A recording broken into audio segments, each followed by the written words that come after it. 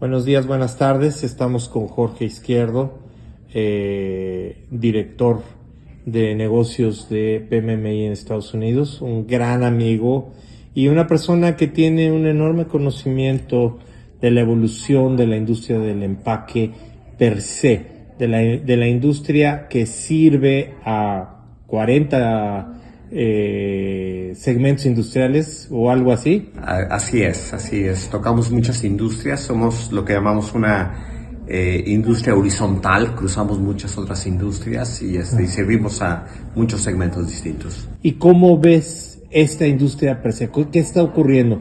Porque además, por la plática que tuvimos hace rato, en la presentación que diste, te referías a que ustedes han estado esperando después de este tremendo brinco que dio la industria por temas de pandemia, han estado esperando una desaceleración que no termina de llegar, ¿verdad? O sea, justamente yo describía la industria como una industria que es flexible, dinámica y con muchísima resiliencia.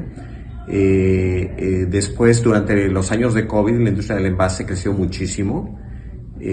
Tradicionalmente, cuando tienes un crecimiento tan alto, se inyecta tanta inversión en un periodo tan corto, al siguiente año pues cae la inversión, si ya no es necesario invertir más, y era lo que estábamos esperando, es lo que habíamos visto en otras ocasiones, lo que vimos en otras recesiones, y pues como tú lo dices, nunca llegó, no llegó en el 23, no llegó en el 24, no ha llegado este año. De hecho, ya estamos saliendo de ese ciclo de crecimiento. Aterrizamos suavemente, no hubo una caída fuerte. Una caída dramática. Y ahorita pues estamos entrando a otro periodo de crecimiento. Pues otro periodo de crecimiento e incertidumbre. Sí. Okay. Pero sí, con todo y todo es una industria que aguanta mucho. ¿A qué atribuyes esta situación de que no haya habido una disminución, a un cambio de hábitos, un aumento de demanda? Fíjate que mucho es a la necesidad de inversión en tecnología para poder cubrir mucho los problemas con fuerza de trabajo, ¿sí? Y cuando me refiero a fuerza de trabajo no me refiero necesariamente a mano de obra, ¿sí? Me refiero a operadores, me refiero a técnicos, falta de gente calificada. De una manera se está teniendo que invertir mucho en tecnología para cerrar este gap, exactamente. Y pareciera que eso hace menos vulnerable una operación, ¿no? En la medida en la que te integres, en la medida en que esa integración tenga la tecnología que es más predecible, que no se pelea con la esposa, o que no agarra una situación, o que no sufre, o que las cosas que le pasan son más programables, por llamarlo de alguna manera. Eso hace más predecible la operación. ¿Es esta la razón para...? Realmente en muchas personas responsables de las operaciones, muchos gerentes de planta, directores de operaciones, han estado atribuyendo pérdidas en productividad a problemas por fuerza de trabajo. ¿Sí? Cuando estás hablando que tu productividad está cayendo 10% o 15%, estás hablando de una cantidad muy importante, ¿sí? Antes era más difícil justificar una inversión, ¿sí? Ahora cuando dices, oye, realmente esta inversión va a poder cerrar, como tú decías, este gap de 10-15% de productividad que estamos hablando se convierte en mucho más fácil justificarlo. Es que 10-15% en una operación estás hablando de un dineral, ¿no? Es un dineral. Y cuando hablas de tiempos que te toma más tiempo hacer un cambio de producto, te toma más tiempo recuperarte de un paro, hacer un mantenimiento, todo esto va sumándose. ¿Sí? Entonces está generando muchas caídas de productividad y esa es la razón por la cual se está invirtiendo tanto. Eso es sumamente interesante porque además el impulso que le ha dado a la robótica, todo el tema del warehousing, empieza a permear hacia atrás, ¿no? Empieza Porque y me imagino que inicialmente el desarrollo tuvo que ver con el tema del warehousing, pero ahorita ya estamos hablando de otro tema. Estamos hablando de la aplicación de los robots en las propias máquinas y en muchas de proceso, ¿no? Sí, y mira, tienes razón, son robots, pero también en muchos casos son tecnologías que ya existían, la parte de todo lo que son servos, que permiten mucho lo que es hacer cambios automáticos, ¿sí? Digamos, eso ya existía. Se ha hecho más accesible, realmente los componentes, la tecnología se ha hecho más accesible en cuanto a inversión, pero además, junto con eso, es más fácil justificarlo ahora con inversión. Y nuevamente, con el tema de los servos, no hay necesidad, la máquina necesita menos ajuste, ¿no? Menos ajuste, no necesitas una persona que tenga tanta experiencia, ¿sí? Manejando el equipo. Es más fácil entrenarlos, o los periodos de entrenamiento son más cortos, ¿sí? Uno de los grandes problemas es la rotación del personal en operaciones es alta, y entonces esto te permite que tus entrenamientos, en vez de dedicarle, si una persona va a durar en promedio 2 años en una posición, le dedicas 6 meses de entrenamiento, pues es muy alto, ¿no? Entonces le dedicas a lo mejor 2 meses. Claro. Sí, y eso te permite. Lo cual te da, en lugar de darte 18 meses de producción, te da 20, ¿no? O sea, te da 22, 20. Y aparte, la productividad, el tiempo los tiempos muertos, los tiempos de equipo parado, se reducen muchísimo, ¿no? Y eso es algo que es muy importante. Eso es un lado de la parte de inversión. El otro lado, Mario, mucho es la parte de digital. Antes llegó, ya con la parte digital ya tenemos varios años, pero antes eran excepciones, eran una aplicación aquí, una máquina, una cosa allá. Ahora es mucho de la implementación digital como una estrategia integral de las compañías, donde es inclusive conectar los equipos que ya tienen tiempo en tu compañía, que no son digitales, de alguna manera tomar datos de ellos, incorporarlos a tus líneas, preparar todo para poder tener servicios remotos, recibir servicios remotos de los proveedores de tecnología, muchas veces apoyo en lo que es reparar los equipos, ponerlos a funcionar, todo esto es a través de tecnología, ¿no? Y tienes que hacer una inversión. Y de mantenimiento predictivo, ¿no? Todo mantenimiento predictivo, ¿no? Antes era algo muy extraño, ahora es bastante más común. Tiene sentido, ¿no? Porque entonces ya no necesitas tener un stock de refacciones. Ya sabes cuándo va a fallar o cuándo la tienes, cuándo es el periodo. Y si bien los foros no programados siguen surgiendo, van a surgir con mucha menor... Exactamente, y puedes planearlo. Si no tienes una persona capacitada para dar ese servicio, puedes planearlo, ¿no? Puedes decir, oye, si necesito llamar a alguien, lo llamo con tiempo, te sale más barato, programas tu paro, realmente tu productividad aumenta.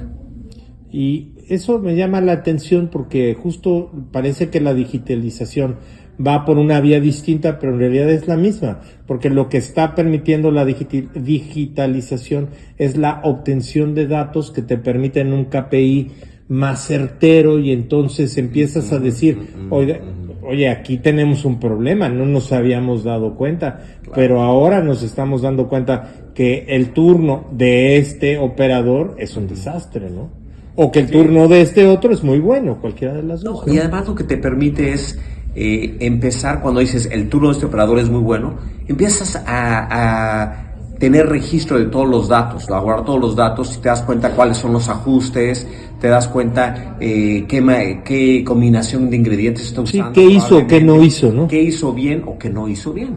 Sí, claro. Sí. Pero eso, en los dos sentidos, lo que permite es ver el backbone, la estructura de la planta, y entonces le permite a la dirección de operaciones decir dónde está el cuello de botella, y si libera ese cuello de botella, a dónde puede llegar, ¿no? Sí, claro. Lo cual quizás explica un poco esta situación inicial de que no haya habido una... digamos que tuvimos la oportunidad de... Vino una ola, y cuando la ola venía para abajo, vino otra ola a levantarla, ¿sí? Exacto. Y es lo que ocurrió en la industria.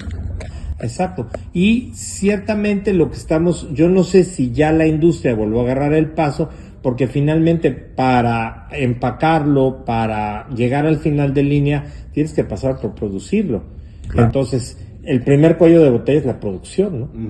Entonces, totalmente. Y ya esa parte que seguramente si estuviéramos hablando de la parte de producción, pues también veríamos esta situación de una intensa necesidad de inversión para generar más producto, que a la vez tuvo que ser metido en un empaque y a su vez en un segundo, en un tercer empaque, claro, para que llegara a la gente. Y insisto, quizás también por ahí en esa situación empieza a haber un profundo cambio de hábitos, ¿no?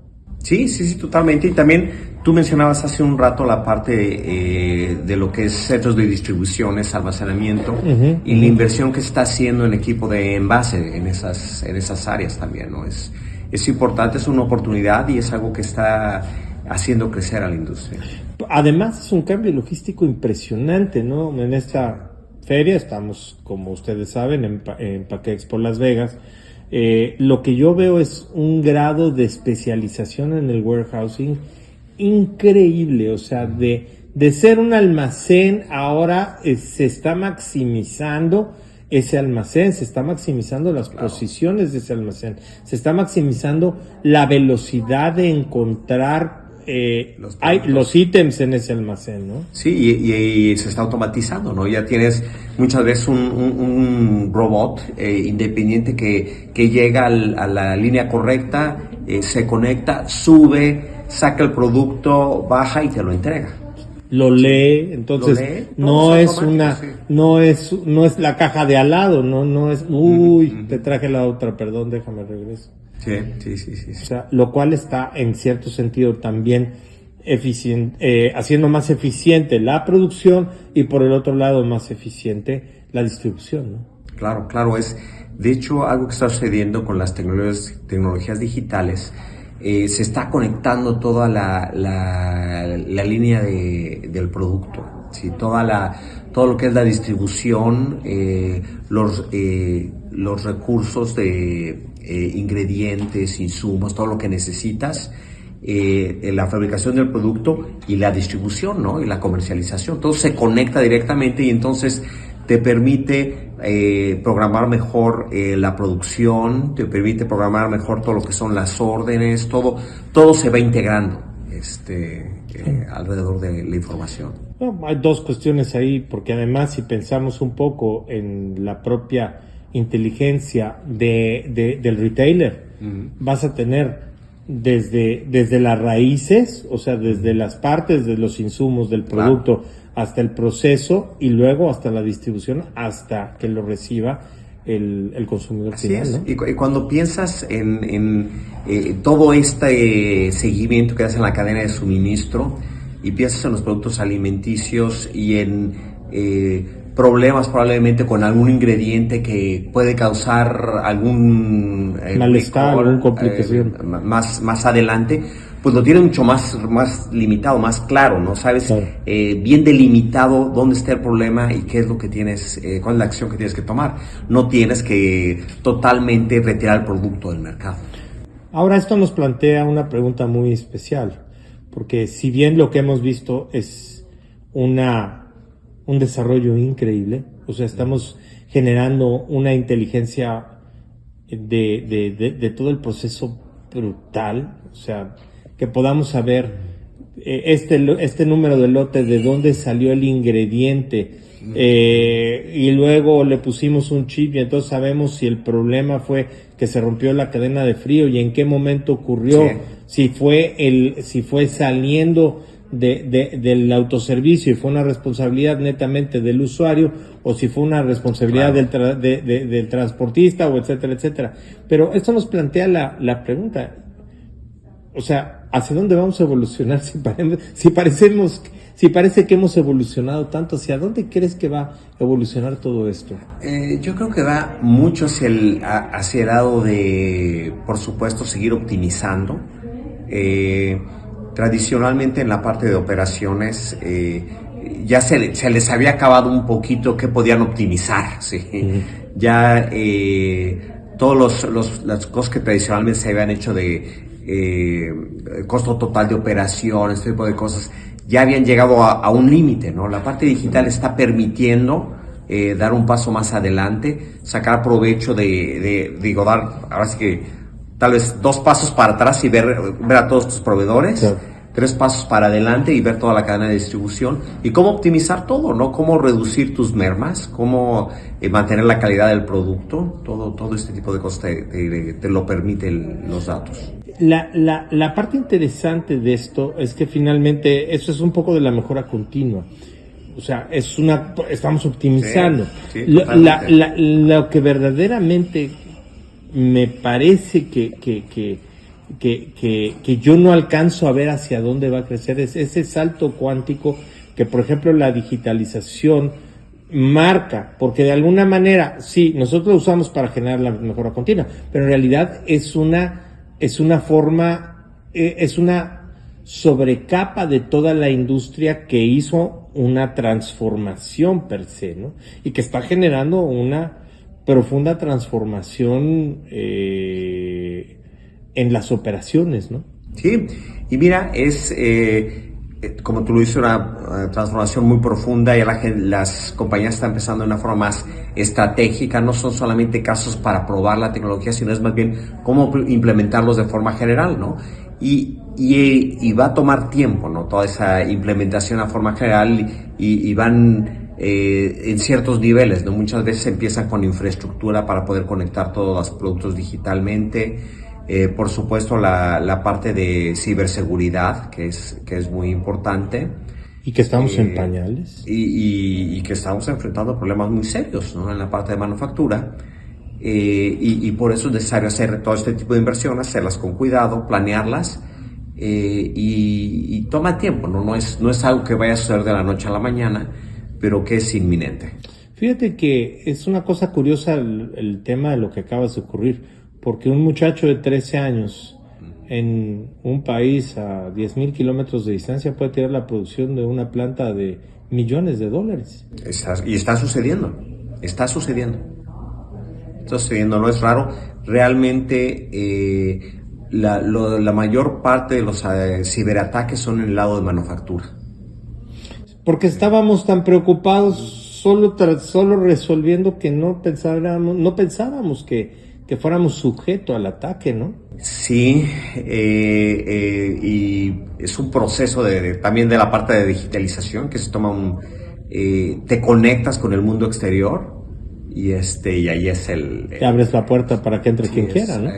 Abres la puerta a oportunidades, pero también hay riesgos, ¿no? Y por eso es tan importante la inversión en la parte de infraestructura y de ciberseguridad en programas digitales. Es una cosa extraña, es un mundo...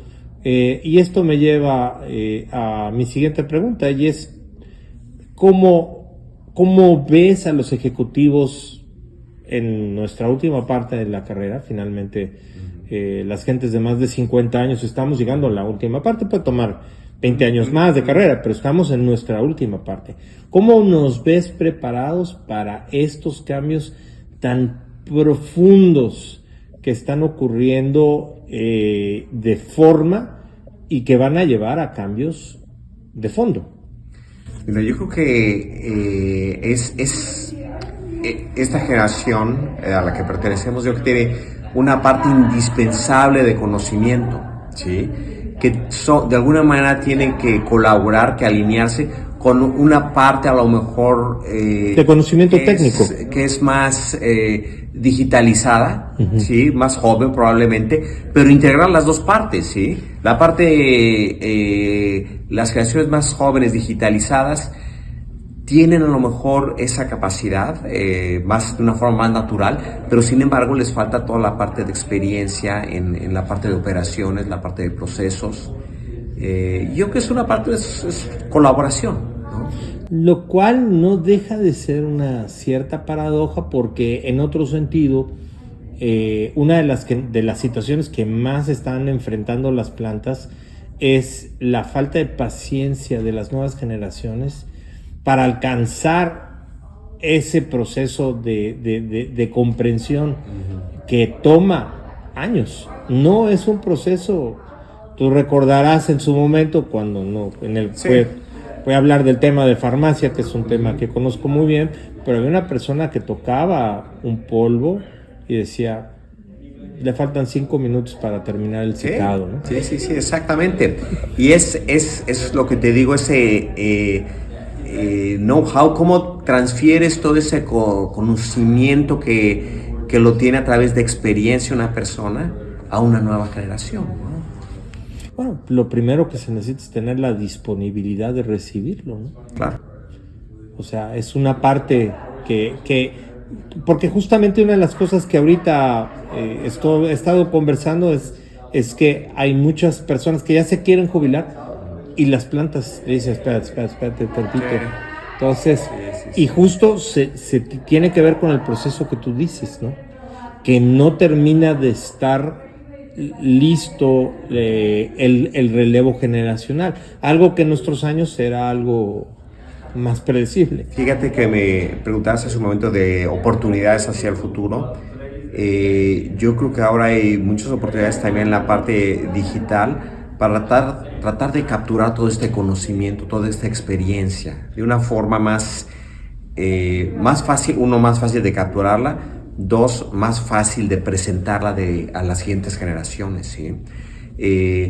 Situaciones como operadores que tienen una cámara en el cuerpo, bueno, como policía. Como policía, y está grabando, ¿no? Está grabando su día a día y está diciendo, oye, estoy empezando mi turno, todo en orden, pongo todas las cosas en orden. Después de una hora me doy cuenta que pues, algo está fallando, ¿no? Me doy cuenta que el problema es el material de envase, ¿no? Que se está rasgando. ¿Sí? Eso significa que yo ya sé que lo que tengo que hacer es ajustar la temperatura probablemente, o reducir la tensión. Voy a revisar la temperatura, que esté en el rango de operación. Pero todo esto se está capturando, uno, el video, dos, la narración del operador, y tres, todos los datos de la línea al mismo tiempo, y tienen la capacidad de analizarlos y generar entonces una mejor práctica, ¿no? Sí, una mejor práctica, pero una serie de conocimientos que ahora los tienes mucho mejor documentados y los puedes pasar en un formato, en una forma más que permita capacitación, ¿no? Exactamente. Es muy interesante este proceso. La verdad es que no deja de sorprender el mundo, ¿no? No deja de sorprender esta parte de ver hasta dónde hemos llegado y la gran responsabilidad de la nueva generación de a dónde va a llegar, ¿no? Sí, a dónde lo vamos a llevar. Querido Jorge, un placer como siempre. Un placer, Mario, gracias. Gracias. Nos vemos en la próxima. En esta ocasión yo estoy detrás de la cámara. Un abrazo, cuídense, bye.